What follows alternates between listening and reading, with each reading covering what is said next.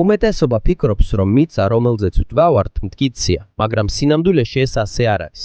რადგან მსოფლიოში არის ადგილები, სადაც მიწა ნელ-ნელა ინგრევა და იბზარება თვითონ ბუნების სიმკაცრის გამო. არის მთებიც, სადაც მიწა უკვე გაიყო. არის უდაბნოებიც, რომლებიც მოულოდნელად იბზარება და მთელ თემში თანთქავს. არის ყინულებიც დედამიწის წვერზე, რომლებიც ბზარაიც ბზარავს მოძრაობისას და ნებისმიერ დროს შეიძლება ჩამოიშალოს. ჩვენი ფეხების ქვეშ ჩუმად, მაგრამ ძლიერი ძალა მოქმედებს, რომელიც ქმნის ბზარებს, ისეთივე გრძელს, როგორც ქალაქები და ისეთივე ღრმას, როგორც ხეობები. მაგრამ სად არის ეს ადგილები? ამ ვიდეოში ვისაუბრებ მსოფლიოს 15 ადგილზე, რომელსაც ნელ-ნელა შთანთქავს მიწა. მაგრამ მანამდე გთხოვთ მოიწონეთ ვიდეო. ეს ჩვენთვის კონტენტ კრეატორებისთვის ძალიან მნიშვნელოვანია. მადლობთ და დავიწყოთ. ნომერი 15. ჯოჯოხეთის ორმო. უწყვეტი ცეცხლი თურქმენეთის უდაბნოში. წარმოიდგინე, რომ დგახარ უზარმაზარი ორმოს პირას, მოგიზგიზეა და თითქოს მისგან დაუსრულებელი სიცხე მადის. ისეთი ძლიერია, რომ ხალხმა მას ჯოჯოხეთის ორმო უწოდა და ეს უბრალოდ გამოგონილი არ არის. ეს ნამდვილი ადგილია თურქმენეთის ქარაქუმის უდაბნოს შუაგულში. მისი სახელია დარვაზას გაზის კრატერი. ყველაფერი დაიწყო 1971 წელს, როდესაც საბჭოთა მეცნიერებმა დაიწყეს ბურღვა ბუნებრივი გაზის მოსაძებნად. მაგრამ მათ არ ელოდათ, რომ მოულოდნელად მიწა მანქანის ქვეშ ჩაინგრეოდა და გაჩნდებოდა ორმო, რომლის სიგანეც თითქმის 60 მეტრია. შიშის გამო, რომ შეიძლება ტოქსიკური გაზი გავრცელებულიყო. გადაწყვიტეს დაენთოთ იგი, ეგონათ, რომ რამდენიმე კვირაში ჩაქრებოდა. მაგრამ აქ არის ყველაზე გასაოცარი. დღემდე უკვე 50 წელზე მეტი გავიდა. ცეცხლი ისევ ანთებულია. ეს არის ცეცხლი, რომელიც არასდროს ქრება. ის დღე-დაღამ იცვის და მისი ნათება შორიდანაც კი ჩანს. ისეთი სიცხეა, რომ ამას მაშინვე იგრძნობ, თუნდაც ახლოს არ მიდიოდე. ამიტომაც გასაკვირი არ არის, რომ ადგილობრივებმა მას ჯოჯოხეთის კარები უწოდეს. მაგრამ ეს მხოლოდ უჩვეულო სანახაობა არ არის.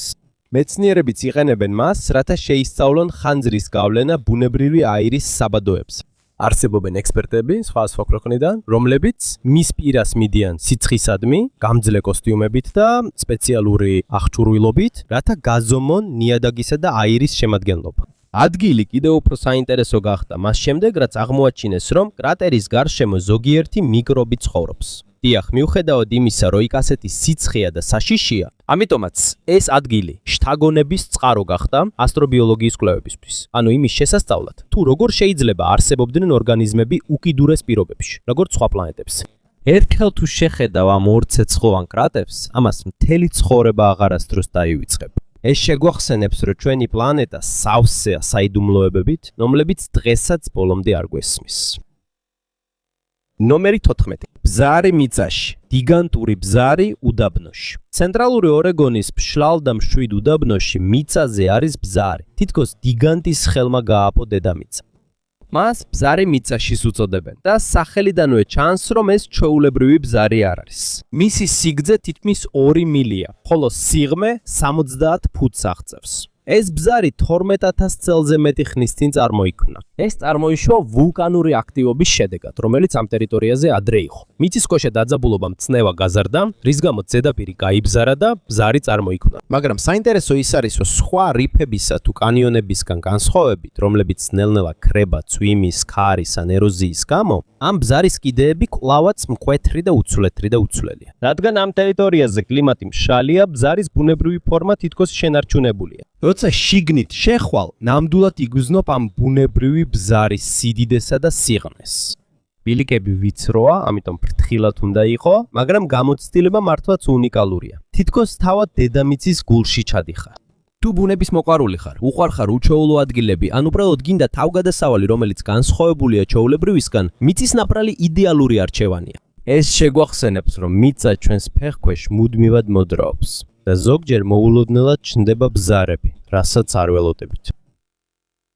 ნომერი 13. რაუთფელდსკია ნაპრალი. ქვეყანაში, რომელსაც ცეცხლისა და ყინულის მიწას უწოდებენ, ისლანდიაში, არის მთაზე ნაპრალი, რომელიც თითქოს სხვა სამყაროში გასასვლელი გზაა. ადგილობრივები მას რაუთფელდსგიას ან წითელი მოსასხამის ნაპრალს უწოდებენ. ის სნაიფელსნესის ნახევარკუნძულის ფერდობზე მდებარეობს და ყოველი ნაბიჯი მისკენ თითქოს ვიკინგების ლეგენდაში შესვას გავს.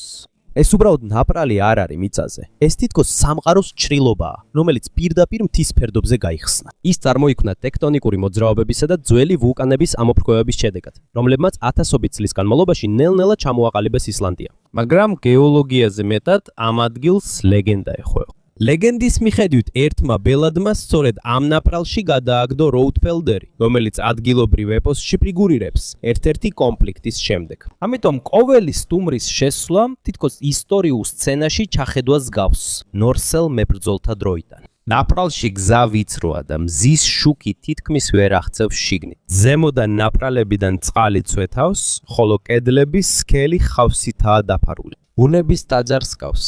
იქ მშვიდი, იდუმალი და წმინდა განცდა. რაც უფრო ღრმად შედიხარ, სიარული უფრო რთულდება. არის ქვები, რომელთა გადალახვაც გჭირდება. არის პატარა ნაკადულები, რომლებიც უნდა გადალახო. მაგრამ ეს ძალისხმევა ღირს. ზარის შიგნით ზოგიერთი კუთხიდან ჩანს თითქოს ქვამ ჩარჩოში მოაქცია გარეთა ხედი, მთები, ღრუბლები და ბალახიანი მინდვრები. და როცა ზამთარია, ბზარი ყინულით და თოვლით ირთვება. თითქოს ზღაპრის სცენა. ზაფხულში კი დნობის წყალი მიედინება და პატარა ჩანჩკერებს ქმნის. ყოველ სეზონზე განსხვავებული სახე აქვს. ამიტომაც ყოველ დაბრუნებაზე ახალ ამბავს აღმოაჩენ. ნომერი 12. კამუამუას ნაპრალი. ჰავაის ბუნების ცხოვრება და განადგურება. ჰავაის დიდი კუნძულის მწვანე ტყეებში არის ადგილი, სადაც შეგიძლია ერთდროულად იხილოს სამყაროს სიცოცხლე და სიკვდილი. ეს არის კამუამუა. ადგილი, სადაც მიწა პირდაპირ გაიხსნა, აინთო და შექმნა დედამიწის ახალი ფორმა. 2011 წელს მიწა მოულოდნელად ამოიფრქვა კილაუიას ვულკანის აღმოსავლეთ ნაპრალის ზონაზე. ლავა ამოიფრქვა, მიწა სხვადასხვა ადგილას გაიხსნა და ადრე ტყის ბილიკი წითელი ცეცხლის უდაბნოდ გადაიქცა. აქ ბზარები გრძელია, რამდენიმე კილომეტრს აღწევს და თითოეული მათგანი სამყაროს მუდმივი ცვლილების მტკიცებულებაა. კილაუია, ერთ-ერთი ყველაზე აქტიური ვულკანი მსოფლიოში. თითქმის ყოველწლიურად აფრქვევს ლავას, ხოლო კამუამუა ამის ერთ-ერთი ყველაზე თვალსაჩინო მტკიცებულებაა. როდესაც ამ ბზარების პირას გახარ, წარმოიდგინე, რომ პლანეტის ყველაზე ახალ მიწის ნაწილზე იმყოფები. შენი ფეხქვეშ არსებული მიწის ყოველი ინჩი თითქმის ახლად შექმნილია. სულ რამდენიმე წლისაა. ეს ასევე შეგვახსენებს, რომ მიუხედავად იმისა, ბუნება ლამაზია და მშვიდობიანი ჩანს, მას შეუძლია გაანადგუროს და თავიდან შექმნას. და კამუამუაში შენ დაინახავ ბუნების ორ სახეს: აფეთქების ხვირილს და ახალი დასაწყისის სიჩუმეს. ტატორ ჰილზის ნაპრალები კანადის ბადლენდების საიდუმლო ბზარები. ალბერტას, კანადის ვრცელ ველებში, არის ადგილი, რომელიც თითქოს ბუნებამ ნაპრალებით ამოქარგა. ეს არის ტატორ ჰილზი. ეს არ არის ისეთი ცნობილი როგორც ვულკანები ან კანიონები, მაგრამ აქ არსებული ნაპრალები საკმარისია, რომ გაგაოცოს ბუნების შესაძლებლობებმა. ეს არ არის ლავის ან მიწისძვრის ნამუშევარი, არამედ წყლის, ქარისა და დროის.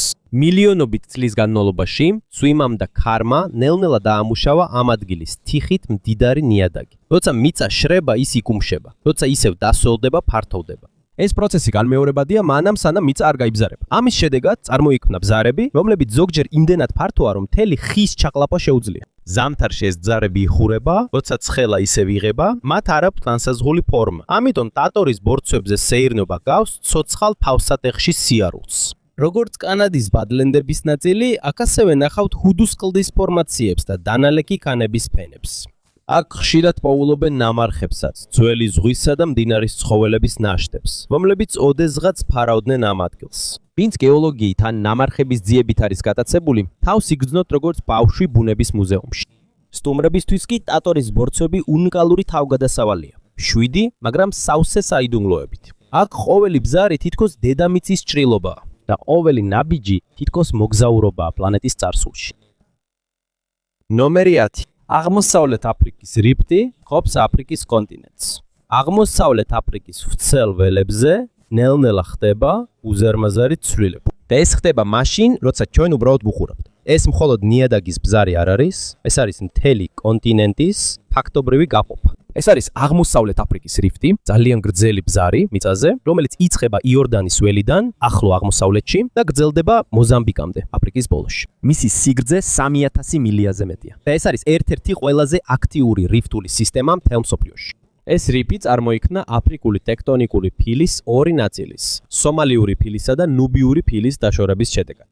ამ პროცესის ხანძრიობის გამო მიწა ნელ-ნელა იხსნება. თითქოს დედამიწა ნელ-ნელა ხსნის ისტორიის ახალ გვერდს. მეცნიერების თქმით, დაახლოებით 10 მილიონი წლის შემდეგ შესაძლებელია აფრიკა მართლაც გაიყოფა და მათ შორის შეიძლება ახალი ოკეანე. მაგრამ ეს მხოლოდ გეოგრაფიას არ ეხება. აღმოსავლეთ აფრიკის რიფტში ასევე ჩნდება ვულკანები, იღვრება ლავა და იქნება ისეთი ლანდშაფტები, როგორიცაა ეთიოპიის მაღალმთიანი რეგიონები. აქვე აღმოაჩინეს უძველესი ადამიანის ზოგიერთი ყველაზე მნიშვნელოვანი ნამარხი. ამიტომაც მას კაცობრიობის აკვანსაც უწოდებენ. როდესაც ამ მიწაზე დადიხარ, თითქოს კაცობრიობის დასაწყისში ბრუნდები. აქ ბუნებამ პირდაპირ ამოკვეთა ისტორია და ცვლილებები დღემდე გრძელდება. ნომერი 9. კერაკბოლტენი. ნორვეგიის ცაში დაკიდებული ქვა. ნორვეგიის ულამაზეს ფიორდებს შორის არის ერთი განსაკუთრებული ქვა, რომელიც სიმამაცისა და ბუნების სილამაზის სიმბოლოდ იქცა. ეს არის კერაკბოლტენი. უზარმაზარი ქვა, რომელიც ორ კლდეს შორისაა გაჭედილი და თითქმის 1 კილომეტრის სიმაღლეზე ჰაერში კიდია. წარმოიდგინე ქვა, რომელიც თითქოს სპეციალურად დევს ორ კლდეს შორის, მაგრამ სინამდვილეში ის 10,000 წლის წინ ჩამოყალიბდა. როცა მყინვარები ნელ-ნელა იხებდნენ უკან, ბოლო გამყინვარების შემდეგ ეს ქვა არ ჩამოვარდა, არამედ იდეალურ პოზიციაში გაჭედა. ქვის მოცულობა დაახლოებით 5 კუბური მეტრია და მიუხედავად იმისა, რომ ქვეშ არანაირი საყრდენი არ აქვს, ის მაინც თავის ადგილზე რჩება, თითქოს ჰაერშია ჩამოკიდებული. აქ მოსვლა ადვილი არ არის, უნდა აიაროთ ციცაბო მთები, გადალახო კლდეები და ზოგჯერ კიდეც ჰაერში გამოკიდებულ ხიდზე გადახვიდა. მაგრამ ოველი ნაბიჯი ღირს, რადგან როდესაც ხედები იშლება, ნორვეგიის მთელი სილამაზე შენს ფეხქვეშ ჩანს. და მამაცებისთვის შესაძლებელია თავად ქვაზე დადგომა, მაგრამ ერთი არასწორი ნაბიჯი და უფსკრულია წინ. მაგრამ მათთვის, ვინც დგება ამ ქვაზე, ეს ყველაზე ამაღელვებელი შეგრძნებაა. თითქოს ცასა და მიწას შორის ხარ. ნომერი 8. თორსველი, რომელსაც ოკეანეში თანთქავს, ორეგონში. დავბრუნდეთ ორეგონში, სადაც ზღვის შუაგულში არის ხვრელი, რომელიც თითქოს მთელ ოკეანეს ისუტავს.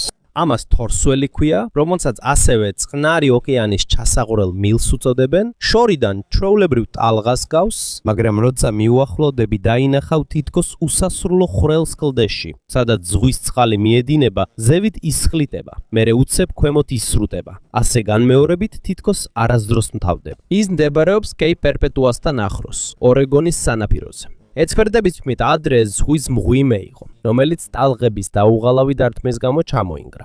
ეხლა ის უკვე ხრმახვრელია დაახლოებით 20 ფუტამდე სიღრმით და ძალიან საშიშია მაღალი მოქცევის დროს ან შტორმისას. როდესაც ტალღების მოძრაობა ზუსტად სწორია, ფორსოლს რიტმი უჩნდება, ივსება, ისხლიტება, ისრუტავს, ისევ. ის გავს გაბრაზებულ ქვაბს ქვისას, რომელიც სხვასთან ერთად სუნთქავს. გარდა იმისა, რომ ეს საოცარი სანახავია, ის ასევე შეგვახსენებს ოკეანის ძალას. მხოლოდ ერთი არასწორი ნაბიჯი და ტალღა შეიძლება წაგიყვანოს. მაგრამ ფოტოგრაფებისთვის და ბუნების მოყვარულებისთვის ეს ერთ-ერთი ყველაზე ეპიკური ხედია მთელ წყნარი ოკეანის სანაპიროზე. ნომერი 7. პალუ, ინდონეზია. ქალაქი, რომელიც მიწამ შთანთქა. ინდონეზიის შუაგულში არის ერთი ქალაქი, რომელიც ლამაზია საყურებლად, მაგრამ მიწის ქვეშ დამალულია საფრთხე. ეს არის ქალაქი პალუ. ის მდებარეობს სულავესის კუნძულზე, ვიწრო და გრძელ ხეობაში, რომელსაც პალუს ხეობა ეწოდება. მაგრამ მისი ბუნებრივი სილამაზის გარდა, ეს ადგილი მდებარეობს ძალიან აქტიური რღვევის ხაზის, პალუ-კოროს რღვევის პირდაპირ, რომელიც სამხრეთ-აღმოსავლეთ აზიის ერთ-ერთი ყველაზე საშიში ბზარია. ეს გარღვევის ხაზი კომპლექსური ტექტონიკური სისტემის ნაწილია, რის გამოც ინდონეზია ერთ-ერთი ყველაზე მიწისძვრებისადმი მგრძნობიარე ქვეყანაა. 2018 წელს ქალაქს ძლიერი მიწისძვრა დაატყდა თავს. მაგნიტუდით 7.5 ამას მოჰყვა დამანგრეველი ცუნამი. მაგრამ კიდევ უფრო შემადრწუნებელი იყო ის, რომ აქ მოხდა იშვიათი გეოლოგიური მოვლენა, რომელსაც ნიადაგის ლიკვიფაქცია ეწოდება. ეს ნიშნავს, რომ მიწა მოულოდნელად წყლის მსგავსად იქცა. სახლები, შენობები და მანქანები პირდაპირ მიწაში ჩაიძირა. ისე ჩანდა, თითქოს მიწამ მთელი საზოგადოება რამდენიმე წუთში შთანთქა. გზები გაქრა, ადგილების იერსახე შეიცვალა. ათასობით ადამიანი დაზარალდა. მაგრამ როგორ ხდება ეს? რადგან სულავესის კუნძული თითქოს პატარა ტექტონიკური ფირფიტების მიერ იჭიმება და იკეცება, რომლებიც აქ ერთმანეთს ხვდებიან.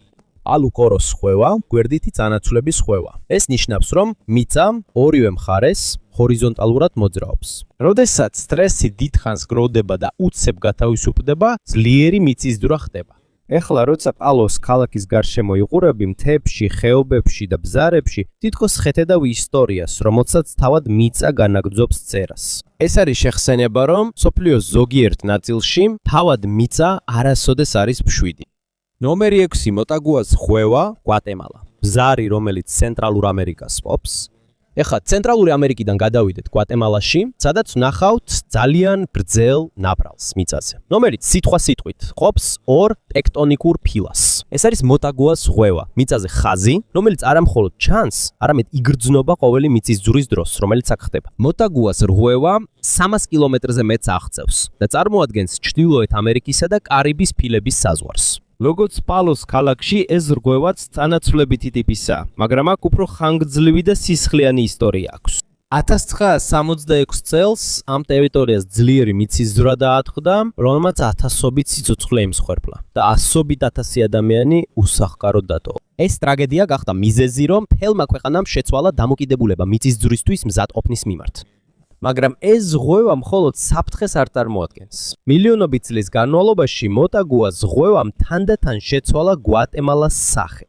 ქერქის ხახუნის შედეგად წარმოიქმნა ხეობები, ბორცვები, ცხელი წყაროები და ნიადაგში მდიდარი მინერალები. იმ ადამიანებისთვის, რომლებიც ღვევასთან ახლოს ცხოვრობენ, ეს არის ცხოვრებისეული ბალანსი. ის სარგებელსაც მოაქვს, მაგრამ თან ახლავს საფრთხეც.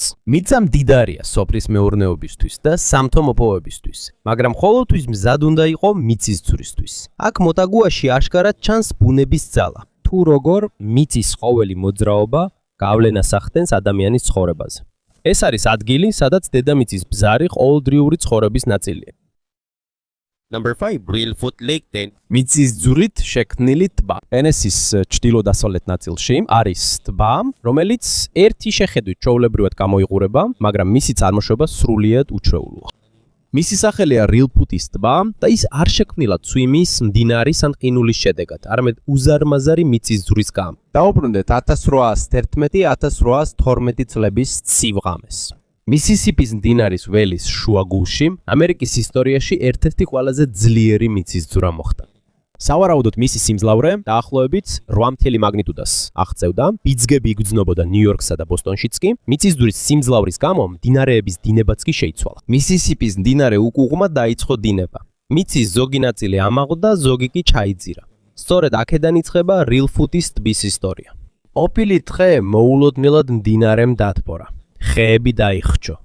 ერთ წამში შეიქმნა ახალი ტბა. დღემდე შეგიძლია ნახოთ წყალში მდგომი ხეების კისკუნძები. ესენი მოულოდნელი მოვლენის მტკიცებულებებია. ცვლილება მოხდა 200 წელზე მეტი ხნის წინ. მისი ფართობი თითქმის 15,000 ჰექტარია, მაგრამ ტბა ზედაპირულია. საშუალო სიღრმე დაახლოებით 5.5 ფუტია. მიუხედავად იმისა, რომ მისი წარმოშობა სასტიკი იყო, დღეს ეს ბუნებრივი სამოთხეა. აქ ცხოვრობს ასობით სახეობის ფრინველი, თევზი და სხვა ცხოველები. როდესაც ნავით და ცურავან ტბის ნაპირზე დადიხარ, ხედავ ციპრესის ხეებს, რომლებზეც ესპანური ხავსია ჩამოკიდებული და წყალში მცურავ შროშანებს.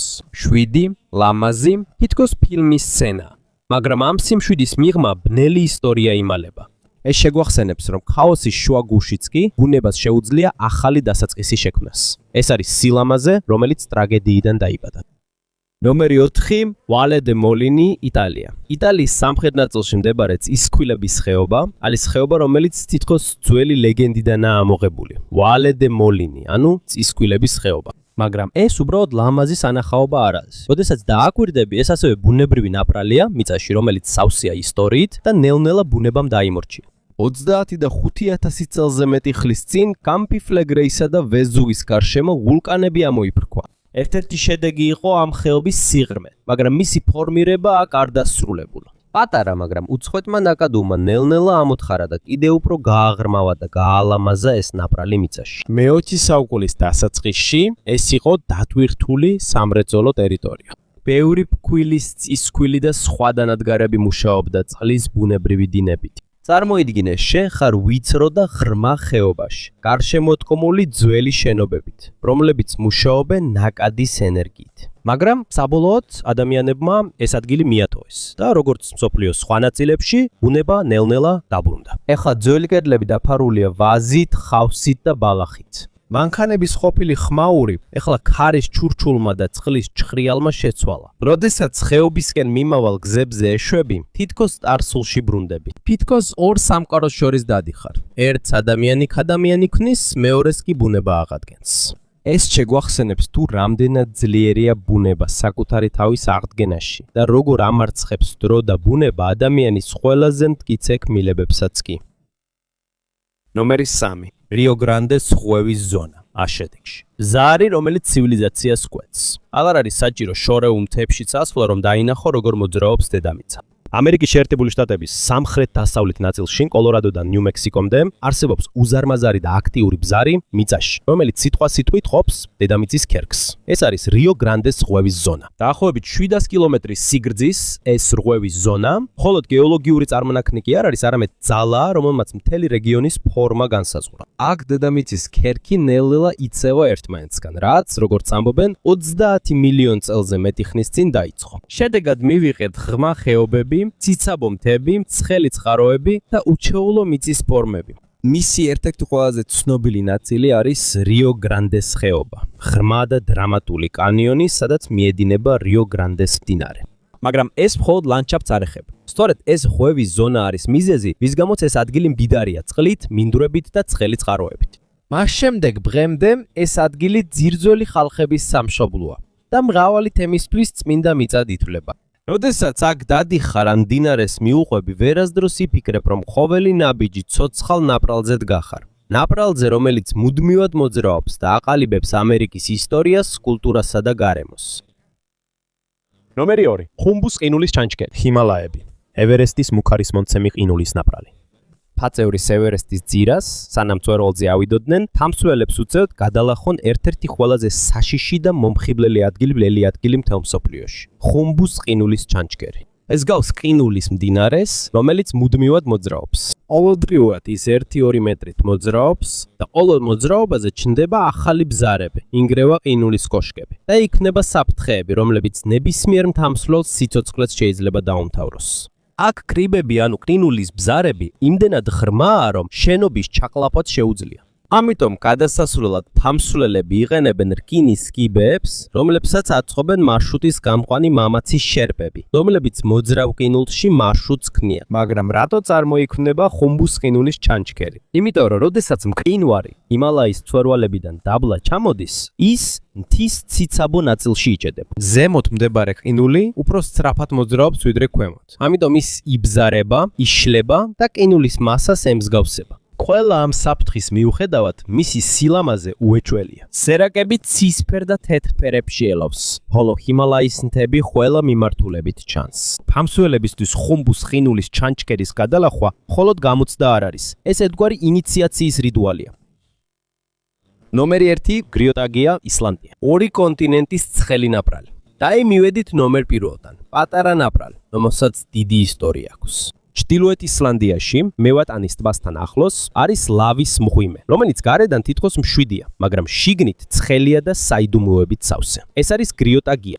მრგვალი, ვიწრო და შიგნიდან ოდნავ ორთქლი ამოდის. გარედან კი თითქოს უბრალო ნაპრალია მიწაში. მაგრამ როცა შიგნით შეხვალ, დაგხვდება ბუნებრივი ცხელი წყარო ლურჯი ფერით, რომელსაც თავად მიწის სითბო ათბობს. ეს ადრე ადგილობრივების აბანო იყო და ისტორიის მიხედვით მე-18 საუკუნეში აქ ცხოვრობდა კანონგარეშე ხონ მარკოსონი, რომელიც ყოველდღე ბანაობდა მღვიმის ცხელ წყალში. მაგრამ ცხელი აბაზანის გარდა, გრიოტაგია სიტყვასიტყვით არის ნაპრალი ორ კონტინენტს შორის, ევრაზიულ და ჩრდილოეთ ამერიკულ ფილებს შორის. დიახ, როცა წყალში ისვენებ, პირდაპირ ზიხარ იმ ორი სამყაროს საზღვარზე, რომლებიც ერთმანეთს შორდებიან. რადგან ეს არის ატლანტის შუა ქედის ნაწილი, ის ნელ-ნელა ყოფს ისლანდიას. და ისეთ ადგილებში, როგორიცაა გრიოტაგია, შეგიძლია თავად ნახო შედეგი. ახალი ბზარები, მოძრავი მიწა და ცხელი წყალი, რომელიც დედამიწის სიღრმიდან ორთქლავს. მიუხედავად იმისა, რომ ეს არის სამეფო კარის თამაშების ლოკაცია, ნამდვილი დრამა ფიქცია კი არა, არამედ თავად პლანეტის მოძრაობა შენს ფეხქვეშ.